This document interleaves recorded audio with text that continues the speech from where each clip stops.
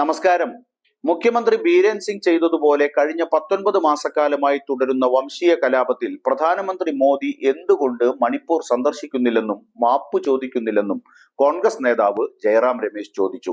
എന്തുകൊണ്ടാണ് പ്രധാനമന്ത്രിക്ക് മണിപ്പൂരിൽ പോയി ഇതേ കാര്യം പറയാനാകാത്തത്?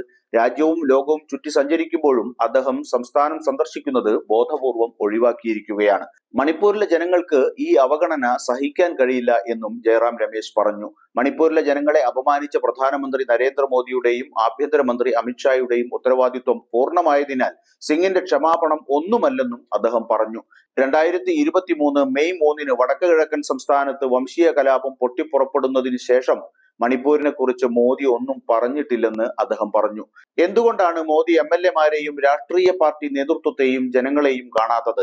ക്രമസമാധാനവും ദുരിതാശ്വാസ ക്യാമ്പുകൾ സ്ഥാപിക്കലും സർക്കാരിന്റെ ഭരണഘടനാപരമായ ഉത്തരവാദിത്വമാണെന്നും അങ്ങനെ ചെയ്യുന്നത് ഉപകാരമായി പറയേണ്ടതില്ലെന്നും ജയറാം രമേശ് കൂട്ടിച്ചേർത്തു. കഴിഞ്ഞ 19 മാസങ്ങളിൽ തോക്കുകളും ഗ്രനേഡുകളും കൈവശം വെച്ചിരിക്കുന്ന ചില സായുധ സേനകളെ മുഖ്യമന്ത്രി പ്രോത്സാഹിപ്പിച്ചിട്ടുണ്ട്. ഇതുവരെ സംസ്ഥാനത്ത് നടക്കുന്ന സംഭവങ്ങളുടെ ഉത്തരവാദിത്വം ഏറ്റെടുക്കുന്നില്ല എന്നും ജയറാം രമേശ് കൂട്ടിച്ചേർത്തു.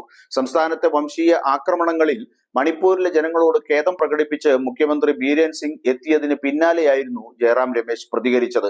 നവവത്സര സന്ദേശത്തിന്റെ ഭാഗമായി സംസ്ഥാനത്തുണ്ടായ ദൗർഭാഗ്യകരമായ സംഭവ വികാസങ്ങളിൽ ഖേദിക്കുന്നുവെന്നും ശുഭാപ്തി വിശ്വാസത്തോടെയാണ് വർഷം അവസാനിക്കുന്നതെന്നും 2025 സംസ്ഥാനം സാധാരണ നിലയിലേക്ക് മടങ്ങുമെന്ന് പ്രതീക്ഷിക്കുന്നുവെന്നും മണിപ്പൂർ മുഖ്യമന്ത്രി പറഞ്ഞിരുന്നു. സംസ്ഥാനത്തെ വംശീയ ആക്രമണങ്ങളിൽ മണിപ്പൂരിലെ ജനങ്ങളോട് ഖേദം പ്രകടിപ്പിച്ച് മുഖ്യമന്ത്രി ബീരേൻ സിംഗ് രംഗത്ത് വന്നത് വലിയ ചർച്ചയായിരുന്നു. കഴിഞ്ഞ മെയ് 3 മുതൽ ഇന്ന് വരെ സംഭവിച്ചതിന് സംസ്ഥാനത്തെ ജനങ്ങളോട് ഞാൻ മാപ്പ് പറയുന്നു. നിരവധി ആളുകൾക്ക് അവരുടെ പ്രിയപ്പെട്ടവരെ നഷ്ടപ്പെട്ടു. നിരവധി ആളുകൾ അവരുടെ വീടുകൾ ഉപേക്ഷിച്ചു. എനിക്ക് അതിയായ സങ്കടമുണ്ട്. ഞാൻ ക്ഷമ ചോദിക്കുന്നു.